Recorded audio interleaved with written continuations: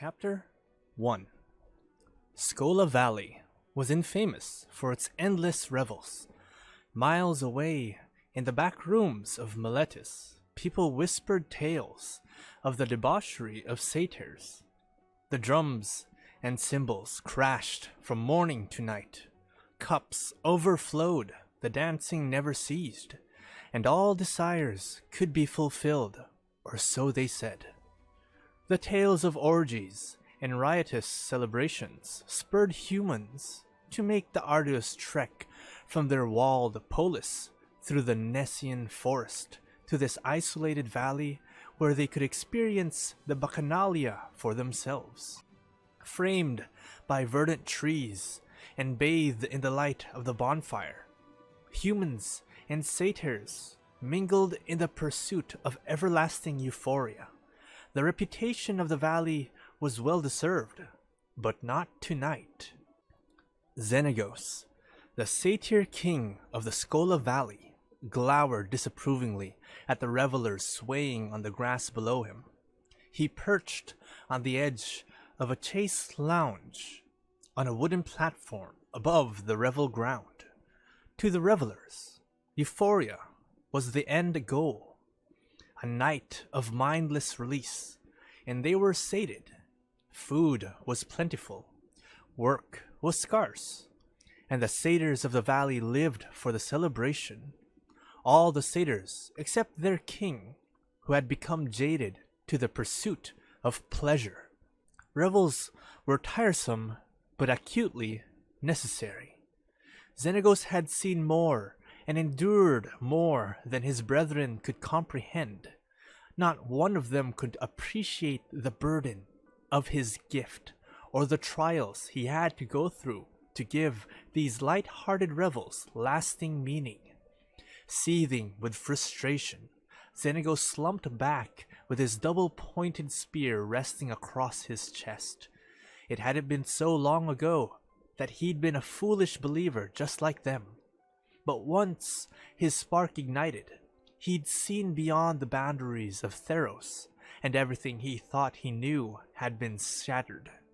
Even the haughty Sphinx, prognosticating in his cave, had never alighted on other worlds like Xenagos had. He'd always known there was something special about him, but his burden was truly unique. There must be some grand design because most mortals couldn't have handled seeing the infinite planes. They would have gone mad with the knowledge. Only a mind like his could truly profit from the experience. But still, he had never asked for this ability. It was thrust on him in a moment of great weakness, and now he shouldered the responsibility of leading these bleating sheep. For he alone among mortals and gods knew what was best for them, what was best for this tiny speck of existence known as Theros. "Hail Heliod, Lord of Breakfast," Xenagos shouted, "and Thesa, Queen of Puddles." At the sound of his voice, the revelers paused. With a practiced motion, the crowd turned to their king and laughed politely. But it wasn't loud enough to satisfy Xenagos. A fiery light flashed in his eyes, and the audience began to laugh uproariously at his jest. Xenagos sighed. How he desired genuine emotion. He could make people do whatever he wanted, but such directives could never satisfy the depths of his cravings. Xenagos released his foolish flock back to their dancing and motioned for his attendant to fill his ceramic cup. With a heavy heart, he considered what he should do about the current atmosphere of the night's festivities, which was made up of mostly satyrs and a few humans, or stubs thrown in for good measure. The revel was tepid. Unless it ramped up, the night would gain him nothing at all. As the sun set between the horizon, Nyx materialized in the sky above the valley. With nightfall, the god forms and celestial creatures would begin traipsing across the heavens. Xenagos didn't like eyes of the gods upon him and his domain. He wanted to avoid the attention of Nylea most of all. She believed that Xenagos and the satyrs occupied the valley at her pleasure. He began casting a protective spell because it was his pleasure that the air above his valley become as dense as a roof to block the vision of those unwelcome in his house. He cast the spell with little effort, and a thicket of ethereal vines crawled over the valley and settled like a living dome above them all. Nyx's shifting light still found its way through the gaps, but the gods couldn't easily spy from their lofty realm. The revelers burst into applause at the sight of the twinning foliage and the dappled light playing across the emerald grass. They raised their cups to Xenagos, and he felt the energy of the revel increase. His heart beat faster. His veins crackled inside his body, but he needed more. Casually, he crossed one leg over the other and cast tendrils of capture magic that snaked around the fire and looped around several dancers. It gave him momentary pleasure to snare revelers in the noose of his unseen control, but it was too easy to be interesting for long. Spellcasting was particularly easy here, where the land was naturally infused with the essence of divine magic. In the Skola Valley, you could practically dig a hole and find the earth glittering with the stars of Nyx. He ensnared 3 dancers, 2 female satyrs, and a young man named Daphin, who arrived from Miletus only a few days before. The scion of a wealthy family, Daphin was a handsome young man with curly dark hair and a sense of entitlement. He'd been drinking wine all night, which made him especially easy to control. Like all human stubs, he came to the valley with the idea that life would be one long party.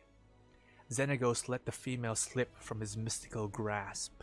He could manipulate satyrs all day long, with little to be gained from it. But the young man was more interesting. Daphin fancied himself a gifted speaker, a teller of God's stories, and Xenagos wanted to test those skills. "Daphin," Xenagos called to the young man, "come and join me at my table."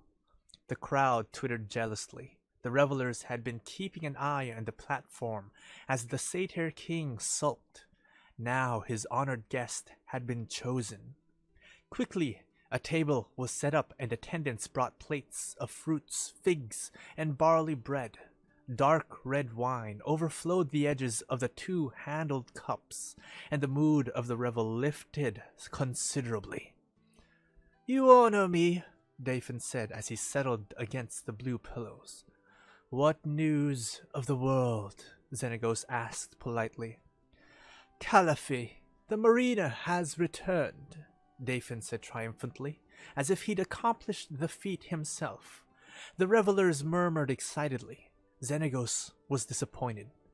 The legends of Callaphe, a seafaring trickster who stole trinkets from the gods and cast them over the waterfall at the edge of the world, meant nothing to him. "How interesting," he lied. "Yes, she was seen on the waves off the Siren's shipyard, and on a stormy night in Miletus harbor," Daphin said. "Perhaps she means to steal Heliod's crown," Xenagos said dryly. Xenagos could see that Daphin heard the edge in his voice. The young man closed his mouth and reached for his cup. Most people would have blundered on with the story, but Daphin clearly sensed the satyr's disapproval. Perhaps he was more perceptive than Xenagos had originally thought, and perception was something that the satyr king craved desperately. "Enjoy your drink, boy," Xenagos said warmly, "and then tell me a good story." Telling God stories was a highly prized skill with unspoken rules for both the storyteller and the listener. Daphin smiled radiantly at Xenagos' request. He seemed unsurprised that he had caught the eye of the infamous Satyr King. "My lord, I could not do a god story justice," Dathan demurred. "You speak with a silver tongue," Xenagos protested. "Even the gods in Nyx will surely sit and listen." "You're too kind," Dathan said. "But if it pleases you, King, I'll tell you a new story I heard on my journey here. If you will pardon my inadequate oration, I give you leave to mutilate it," Xenagos said magnanimously. Dathan adjusted the pillows around himself and rested his elbow on the high back of the chaise. Revelers crowded around the carved legs of the platform. Xenagos sat up and leaned slightly forward, as if he couldn't bear to miss a single word. "As we all know, Perforos has been sent from the night sky for ages," Dathan began. "He toils in his mountain forge and neglects his duties to his brothers and sisters in Nyx." Xenagos nodded politely. A boy raised in Miletus was predisposed to see the conflict between Heliod and Perforos in such a light. The Milesians adored their god of the sun, while Perforos was considered the fallen brother, the low dweller. A young man from Akros might have described it the other way around. Years ago, during a time of troubles with the Minotaurs, Phoenix began whispering in Heliod's ear. He told Heliod that Mogis plotted to capture him and keep him prisoner in his temple of malice. The god of slaughter planned to carve the name of war upon Heliod's face. Xenagos recognized these events, which had occurred barely a decade earlier. Dathan spoke as if they were the distant past, even though the boy would have been alive, though very young. On Theros, history had a way of transforming to myth much more quickly than on other worlds. There were nuggets of truth in what Dathan said, but much of it had been warped by his limited perspective. "Heliod wanted to remind Mogis that he was lord over all the Pantheon," Dathan continued. "So he asked Perforos to rebuild Nyx. Heliod desired Nyx to become like a grand palace for all to witness his glory. But Perforos refused to construct such an edifice because he had thrown his lot in with Mogis and placed his fingerprints on the dark god's altar." Xenagos made a little grunt of derision, but Dathan didn't hear him. The boy's story had turned into Heliod propaganda, which was even more irritating than the arrogance of Stubbs. Of course, the boy couldn't appreciate Perforos' creative side, how he would make something beautiful only to cast it into the fires to destroy it and begin again. Xenagos had no love for the god of the forge, but he could relate to the passion of his spirit. "After the two quarreled, Perforos forged a sword in the fires of his mountain," Dathan continued. "He was jealous of Heliod and didn't want Nyx to reflect Heliod's glory. Perforos wanted to humiliate the god of the sun, but in his frenzy to destroy, he made an error. He lacked the precision of Thesa, god of the sea. He did not have the finesse of Keranos, god of storms. So in his destructive fury, he unleashed the mighty Polukranos from his home in the sky." Now Xenagos felt a spark of interest. Everyone knew the myth of Polukranos. Eons ago, Nilia had immortalized him in Nyx after he annihilated a massive polis the size of Akros and Miletus combined, or so the mythmakers claimed. Nilia transformed the Hydra into a celestial creature because she could not bear to let him die. But she knew that he too was destructive to exist among the mortals, and Polukranos stayed in Nyx until Perforos' sword set him free once again. Heliod found himself in a grave situation. When the Hydra touched the earth, it would lose its cloak of stars. Polukranos burned with a mindless hatred for civilization, and Miletus, the greatest city of all time, was in peril. But Perforos had challenged Heliod between the pillars and was determined to destroy Nyx. Of course, he could not let that stand. So he called to his eldest brother, Crufix, who rarely emerged from his temple of mystery at the edge of the world. Xenagos grew impatient with the way Daphne's lips curled at the end of each slow sentence. He'd heard this story 1,000 times. Was there some new event that would soon be engulfed into the legend? If the mortals were already telling tales of the Hydra and the gods had yet to notice, well, then Xenagos' plan had progressed more quickly than he predicted. And Heliod called to his beautiful sister, Nylea. Daphne was enjoying himself too much. He spoke in an exaggerated voice intended to imitate the forum storytellers who had attracted huge audiences in Miletus. Yes, Nylea spread a net of vines and caught the Hydra as it plummeted, Xenagos interrupted. They all knew how the story ended. Heliod bound the Hydra. With Heliod's help, they lodged the Hydra into a vast cavern, and Nylea settled the great Nescient forest above him. And Keranos sent a mighty wind to carry Perforos' sword into Thasos' ocean, where it was claimed by the ruins of Eryxmethes. And blah, blah, blah. Crufix slapped their hands and told them to never do it again, or they'd be sealed into Nyx like bad children, Xenagos quipped. There was a stunned silence. The telling of a god story had certain rules, and Xenagos himself usually abided by those rules. It was he who'd asked for the story after all. It was considered a great rudeness, indeed a comment on Daphne's manhood, to be hurried in such a way. The satyrs who were gathered around Xenagos' platform quickly hid their surprise, but Daphne looked wounded by the Satyr King's interruption. Xenagos' eyes narrowed.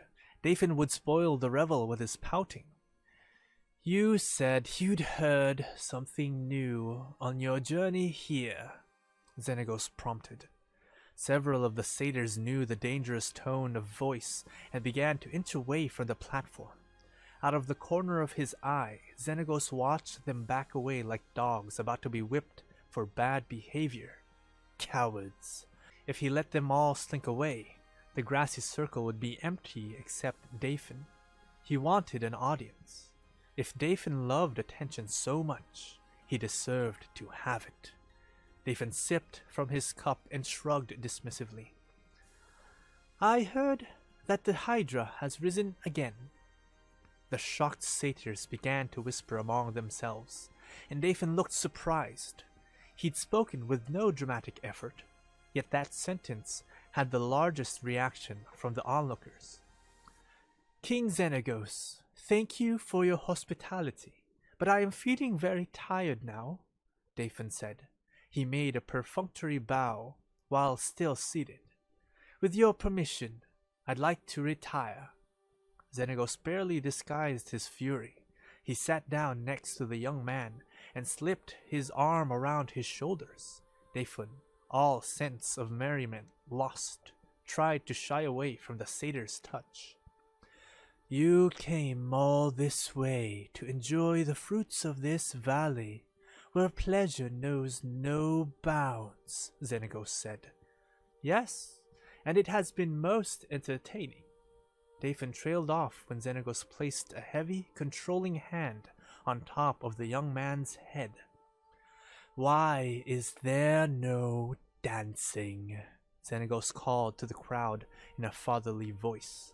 A red mist rose up out of the enchanted ground and shimmered around the legs of the revelers. The mist was accompanied by the sweet smell of oranges, and the onlookers felt an immediate wave of contentment. With eyes glazed, their bodies began to sway gently to non-existent music.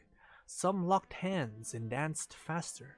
Others knelt to gather piles of stones.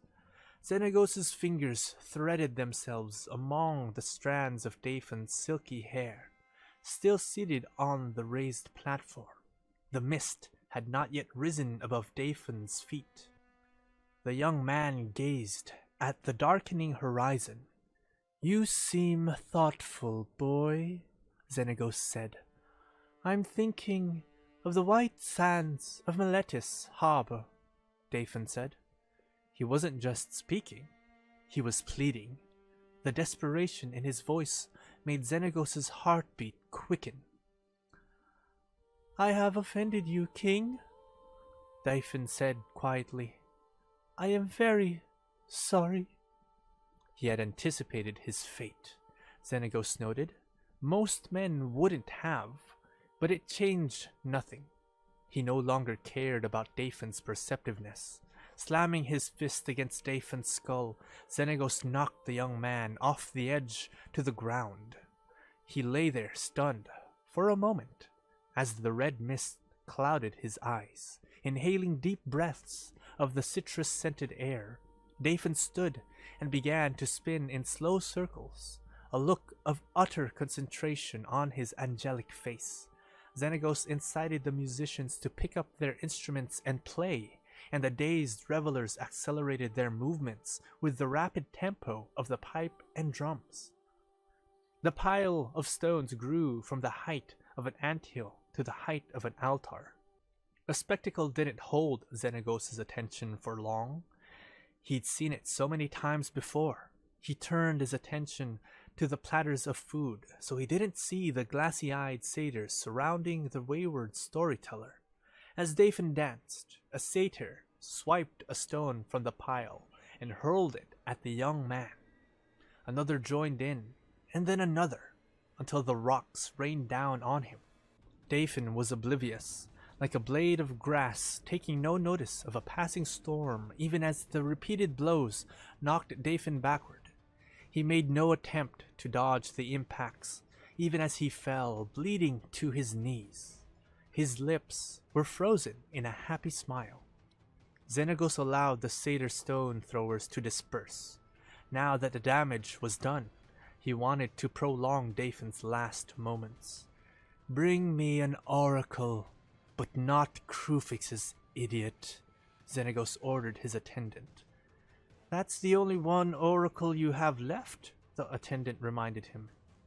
Xenagos snorted at the fragility of god speakers and motioned for the attendant to retrieve whoever they had in the cells of the caverns below, even if it was a crazy woman who lived backward, or whatever nonsense the mythmakers claimed to be true. There was a rumble of thunder, and Xenagos frowned at the sky. Why was the god of storms knocking on his roof?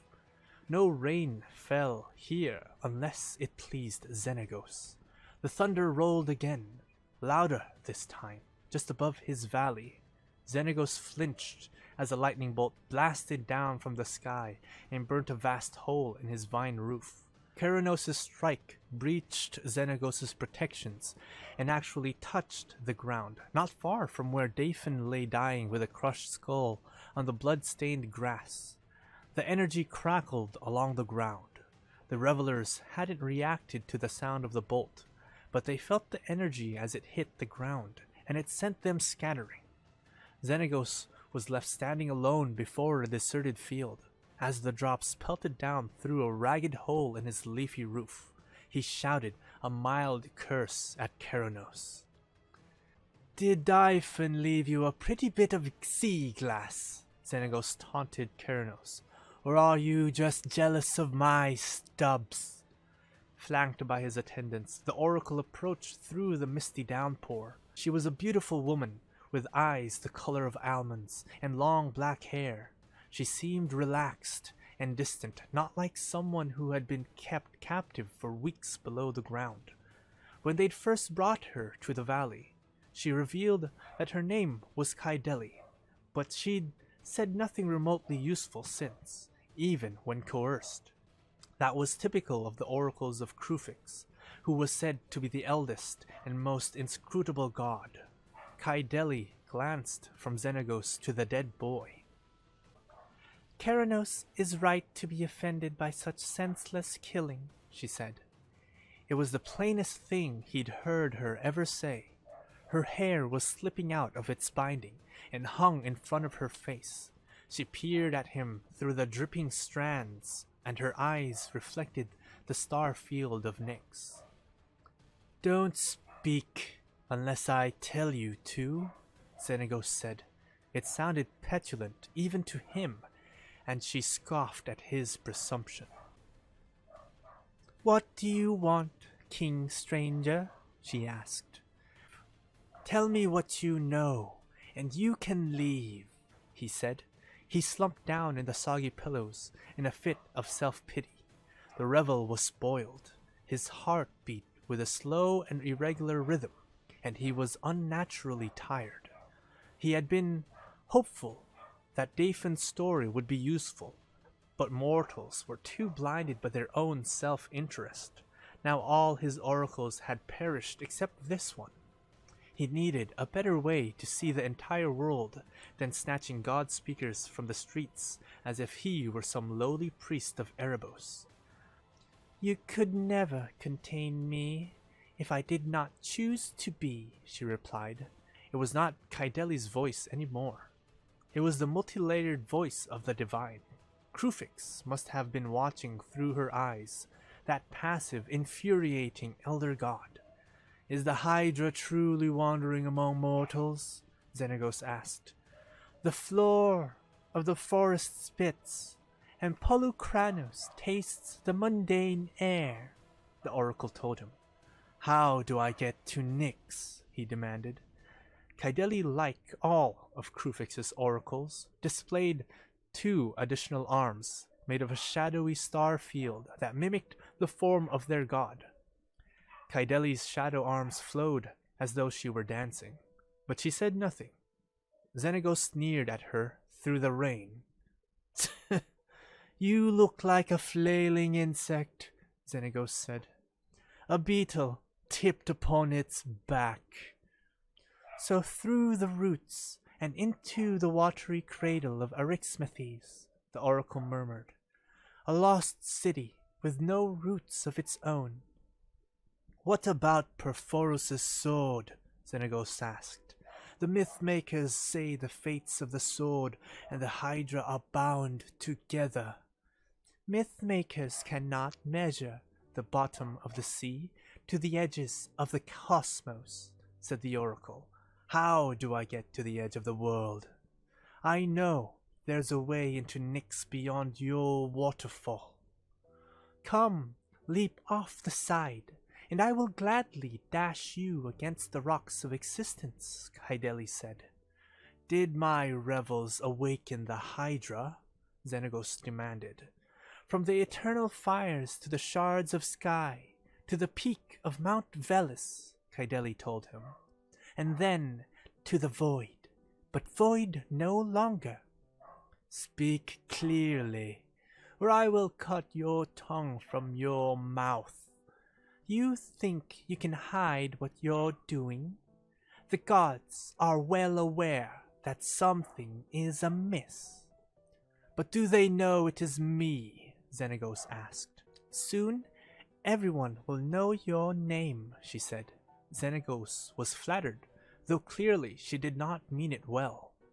Kaideli turned her back to him and went to the body of Daphne. Xenagos decided that he hated Krufix's oracles most of all. She let herself be taken captive to spy on him. He should kill her now before Krufix deciphered his plans. The strands of hair hanging in front of Kaideli's face became like the veil of Athreos as she helped Daphne's soul find passage to the underworld. So much fuss over one arrogant man. "Thank you for the lightning, Keranos," the oracle said to the sky. Instead of killing Kaideli, Xenagos thought maybe he would just control and humiliate her in this valley.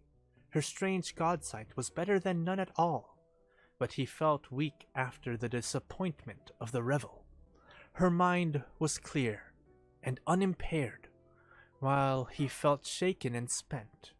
He didn't want to test his strength against the female, so he did nothing as Kaideli transformed into mist and vanished through the gap in the vine roof. She would journey back to Krufix's tree at the waterfall at the edge of the world, where her god monitored the pulse and ebb of time and creation.